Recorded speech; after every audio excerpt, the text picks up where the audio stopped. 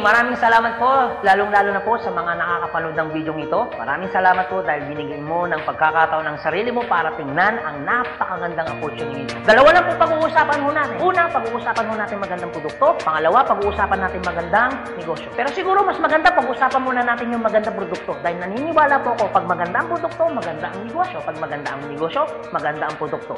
Ang maganda po dito sa product na pag-uusapan natin, ang involved health. Kung tatanungin ko po kayo, maganda bang negosyong health? Kung iisipin mo, magandang negosyong health. Pero at the back of your mind, hindi ka sigurado kung magandang health.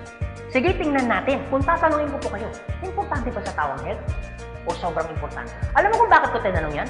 Simple. Pag tinanggal ko ang tao, may health. Pag tinanggal ko naman ang health, may tao. Ngayon uulitin ko, importante ba sa tao ang health?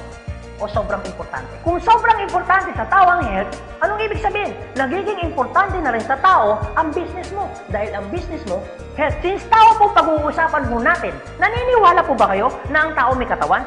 Oo naman. Kung tatanungin ko po kayo, importante ba sa tao ang katawan o sobrang importante? Kung sobrang importante sa tao ang katawan, what if mapabayaan ng tao ang katawan? So ano nangyayari? Nagkakasakit. Pag nagkakasakit ang tao, anong ginagawa? Nagpapadoktor, nagpapacheck up, nagpapagamot. Kung nagpapagamot ang tao, anong binibili? Siyempre, gamot. Ang gamot, gastos hindi.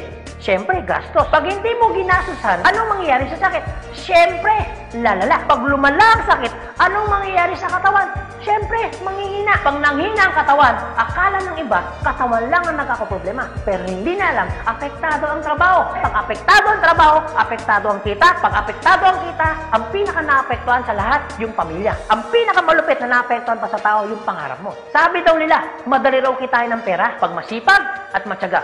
Opo, tama po, madaling kitain ng pera, basta masipag, matyaga. Pero ito naman sasabihin ko sa'yo, the moment na magkasakit ka, madali rin ubusin ng sakit ang pera mo. Lagi ko po ito sinasabi, anin mo ang limpak-limpak mong salapi kung punong-puno ka naman ng sakit.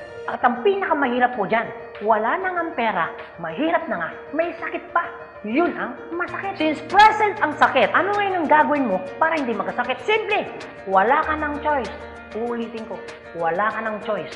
Kailangan mo nang uminom ng food supplement. Alam kung bakit? Marami ng kumpanya ng tayo. Marami ng pharmaceutical ng tayo. At hindi naman nila i-inventoyin ang mga produktong yan kung hindi kailangan. Bakit? Kasi kailangan mo na talaga. Ngayon, pwede mo sabihin sa akin, teka lang Anthony, food supplement? Gastos yan eh. Opo, gastos nga ang food supplement. Pero ito naman sasabihin ko sa'yo, di bali nang gumastos ako, at least healthy naman ako. Bakit? Pag nakakasakit ka ba, ano bang ininom mo? Di ba gamot? O tanong, gastos hindi. Di ba gastos? Kung ikaw tatanungin ko, anong gusto mo? Gumagastos ka na healthy ka? O gumagastos ka, may sakit ka? Parehas na gastos. Ang malupit mo niyan, every time na gumagastos ka, may sakit ka pa. Komportable ang katawan? Siyempre hindi. Sabihin na natin gumagastos ka dito, at least healthy ka naman. Ang pinakamaganda sa lahat, bukod sa healthy ka na, business mo pa. Dahil business mo pa, kumikita ka pa. Ang pinakamaganda sa lahat, bukod sa healthy ka na, kumikita ka pa.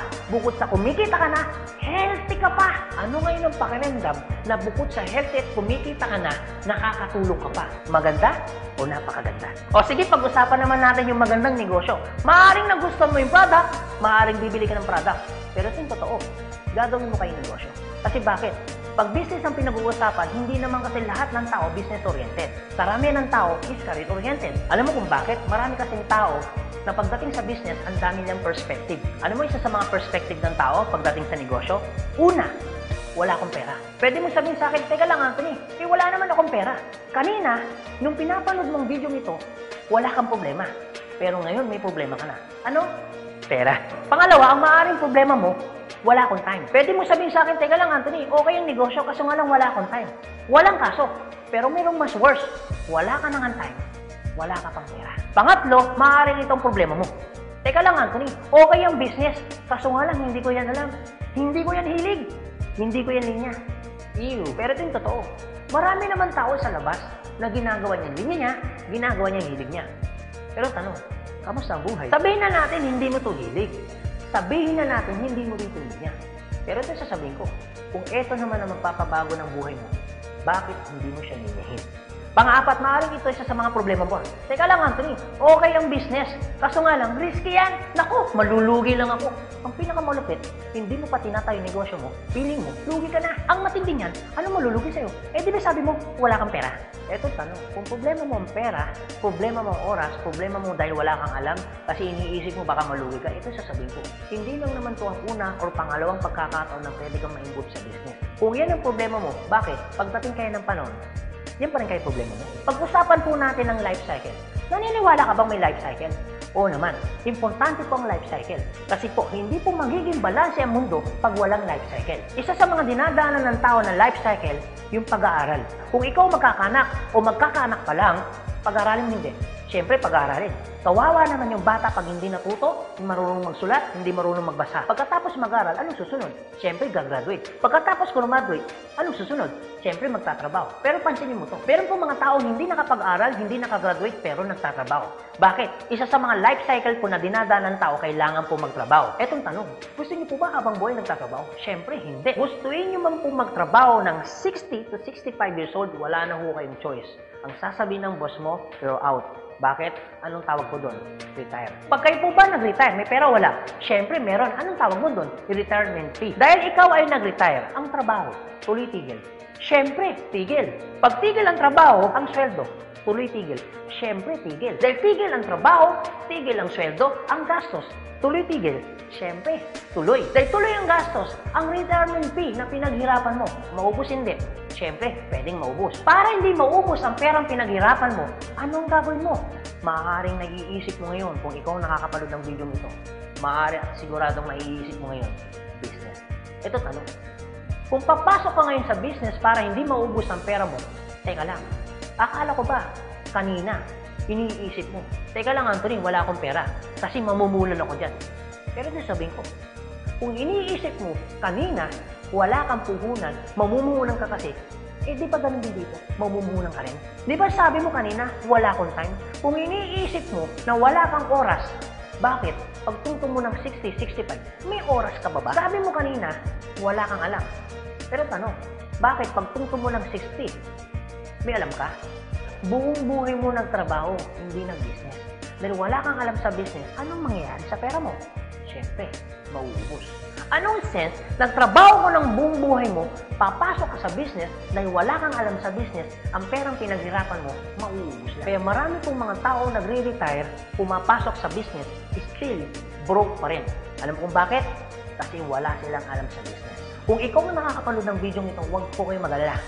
Kasi bakit? Later pa naman yan. Pero kung tatanungin kita, kung papasok ka lang naman pala sa business, anong gusto mo? Ngayon o later? Alam mo kung bakit ngayon? Simple. Pag ngayon mo ba inaral ang business, ngayon ka nag-decision mag-business, ngayon mo ginawa ang business, ngayon mo matututunan? Yes. Ngayon ka rin kikita? Yes. Pero pag later ka nag-decision mag-business, later mo ginawa ang mag-business, later kang pumasok mag-business, later mo inaral ang business, later mo matututunan? Yes. Later ka rin kikita? Yes. Kung papasok ka sa business, anong gusto mo? Ngayon o later? O sige Anthony, nagustuhan ko yung magandang negosyo, nagustuhan ko rin yung magandang produkto. Pero ito tanong, paano ko siya umpisan? Anong gagawin ko? Paano ako magiging membro ng AIM Global? Ganito po kasi yan. Una po, kailangan niyo pong bumili ng global package. Tanong, magkano naman ang global package? Ang global package po ay 7,980 pesos. Pero teka lang Anthony, mukhang yata ang laki. Opo, malaki po siya kung gastos. Malaki din po siya kung wala kang pera. Pero teka lang, kung negosyo ang pag-uusapan natin, 7,980, malaki o maliit? Alam niyo po, sobrang liit lang po niyan. Maaari pong malaki po ang 7,980 pesos kung hindi mo makikita yung value ng pera mo. So, kung gusto ko po mangyari, ipakita ko po sa inyo kung anong value ng 7,980 pesos mo. Una, magkakaroon ka ng product na worth 6,000 pesos. Pangalawa, magkakaroon po kayo ng insurance. Meron po kami tinatawag na personal accident insurance na 200,000, unprovoked murder and assault na 50,000 pesos, 10,000 pesos medical reimbursement. Hindi lang yan, meron pa kami tinatawag na burial assistance na 10,000 pesos. Pangatlo, magkakaroon ka pa ng discount from 25% up to 50%.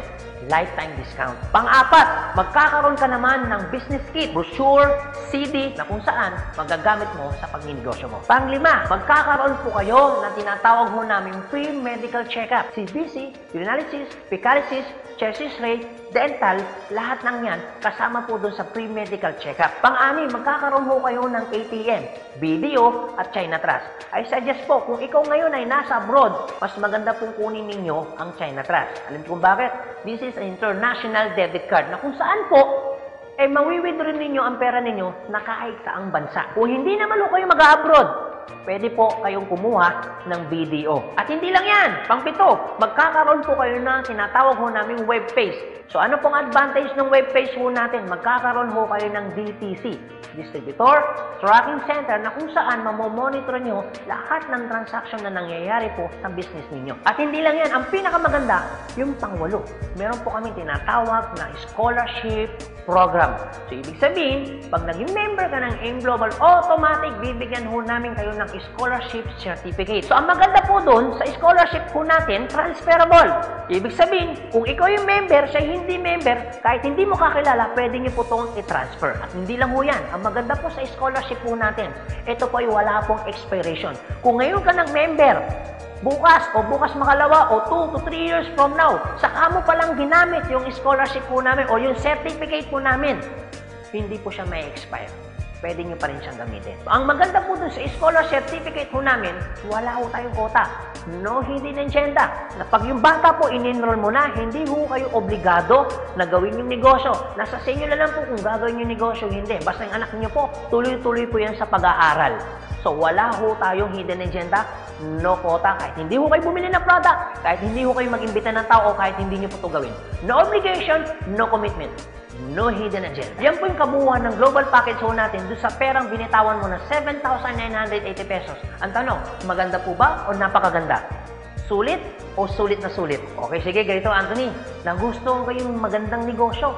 Nagustuhan ko rin yung magandang produkto. Sige, magjo-join na ako. Eto tanong, kung ako pa papasok na ngayon, gagawin ko na yung negosyo. Paano naman ako kikita? Ganito po yan. Una, kikita po kayo sa tinatawag naming retailing. Sa retailing naman po, from 25% up to 50% kikita ka. Kung hilig mong magbenta, aba, bagay na bagay ka dito. Kung hindi ka naman mahilig magbenta, wala din pong kaso. Pangalawa, eto po maganda. Meron po kaming tinatawag na binary income. Sa binary income, dalawa pwede nyo pong pagkakitaan. Una, pwede ho kayong kumita sa tinatawag namin direct referral bonus. Magkano direct referral bonus? 500 pesos. At pangalawa, pwede naman kayo kumita sa tinatawag namin match sales bonus o madalas ang tawag ho namin dyan, pairing bonus. Magkano naman ang pairing bonus? 1,500 pesos. O sige Anthony, mukhang maganda yung binary income na yan. Paano ka pa kikitain yung direct referral bonus na 500 at paano ka naman kikitain yung pairing bonus na 1,500? Okay, ganito po yan. Pag sinabi pong binary, dalawa po yan. It's either ilalagay mo sa kanan o ilalagay mo sa kaliwa. Ang trabaho mo, mag-imbita. Pag ikaw ngayon nag-imbita, at yung inimbita mo ay bumili ng global package, sabi na natin, dalawa yung inimbitahan mo. Yung isa, inimbitahan mo, nilagay mo sa kanan. Yung isa naman, inimbitahan mo, nilagay mo naman sa kaliwa. Pagbili ni A, automatic, meron kang tinatawag na direct referral. Pagbili naman ni B, automatic, may kikitain ka naman na direct referral ng 500 pesos. At hindi lang yan, meron ka pang bonus. Pag may pumasok sa kanan mo at may pumasok sa kaliwa mo, automatic, magpipair po siya. Magkano pong pairing bonus? 1,500 pesos. Basta ang usapan po, every time may papasok sa kaliwa, every time may papasok sa kanan, automatic po, pairing 1,500. Sa tingin mo ba, si A, meron din bang kaliwa? Meron din kanan? Si B, meron din bang kaliwa? Meron din bang kanan? Sa tingin mo ba, ikaw pa ba ang nag-imbita dun sa inimbita ni A and B? Siyempre, hindi na. Eto maganda. Sa labas, no work, no pay. Pero sa amin, yung taong dinala ni A at ni B, automatic, kikita ka pa rin ng pairing bonus. Magkano pairing bonus? 1,500 pesos. Ibig sabihin, dalawa yung pumasok. Magkano po yun? So, ibig sabihin, kikita ka ng 3,000 pesos. No work, pero with pay. Sa tingin niyo po, pagdating po ng panahon, yung grupo po ni A, dadami? Yung grupo naman ni B, nadami? Oo naman. So tanong, may iiwasan bang lumaki? Siyempre, hindi. Eh what if, Anthony, may pumasok isa? may pumasok isa, araw-araw. Anong ibig sabihin po niyan? Eh di ibig sabihin, araw-araw po, kikita ka ng 1.5. Eh paano kung ganito, Anthony? Dahil lumalaki po ang grupo, eh paano kung may pumasok 10 dito? Eh paano kung may pumasok dito 10 dito? Anong ibig sabihin yan? Eh di 10 po ng 1.5. So magkano yung 10 ng 1.5? Eh di 15,000. Eh paano kung araw-araw yan? Eh di ang ibig sabihin po yan, araw-araw po yan, 15,000, 15,000. Tuloy-tuloy po yan. Ang pinakamaganda niyan, yung 15,000 po ba? Malaki maliit? Siyempre malaki. Pero hindi lang po yan. You have opportunity para kumita ng 24,000 pesos per day. Alam ko medyo nag-iisip ka. Maaaring iniisip mo na hindi ka kikita. Pero maaaring iniisip mo rin na kikita ka. Pero kung mag-isip ka ng hindi ka kikita, kung mag-iisip ka ng kikita ka, para saan ginawa mo? Nag-isip ka pa rin. Pero kung mag-iisip ka lang naman, mas maganda lang pong nag-iisip ka, nakikita ka, kaysa naman nag-iisip na hindi ka kikita. Ito po masasabi ko sa inyo. Kung gusto mo ng pagbabago sa buhay, dapat may baguhin ka. Pero pag wala kang binago, walang mababago. Ang tanong, gusto mo ba ng pagbabago sa buhay? Siyempre, oo. Ang tanong, kailan mo uumpisaan ng pagbabago? So guys, maraming salamat po sa inyong lahat. God bless, and to God be the glory. See you at the top. Thank you.